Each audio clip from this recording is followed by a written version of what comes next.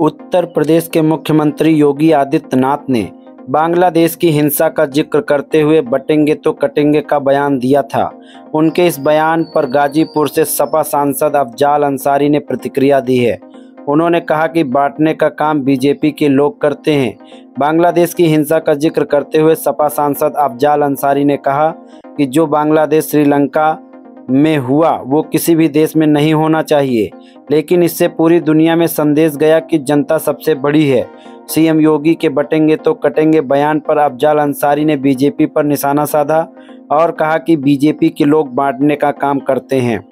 सपा नेता अफजाल अंसारी ने कहा कि उनके भाषणों से उन्मादित होकर काटने का काम भी उन्हीं के लोग करते हैं। उनके कहने का अर्थ क्या है नहीं मालूम, लेकिन जनता डरी हुई है। सीएम योगी के सपा कांग्रेस में जिन्ना की आत्मा घुसी है के बयान पर अफजाल अंसारी ने कहा कि कोई कह दे इसमें नाथूराम गोडसे की आत्मा घुसी है तो कैसा लगेगा। जिन्ना देश को बांटने वाले थे। जिन्ना की आत्मा देश का बंटवारा करने वालों के लिए हो सकती है। अफजाल अंसारी के लिए कहा कि ये सब कंट्रोवर्सी की बातें हैं। यूपी में होने जा रही 10 सीटों पर उपचुनाव को लेकर सपा सांसद अफजाल अंसारी ने कहा कि उपचुनाव की चिंता सता रही है। जम्मू कश्मीर हरियाणा में चुनाव घोषित किया गया है। महाराष्ट्र छत्तीसगढ़ में चुनाव घोषित नहीं किया गया है। अभी यूपी में चुनाव की तारीखों का ऐलान नहीं हुआ है।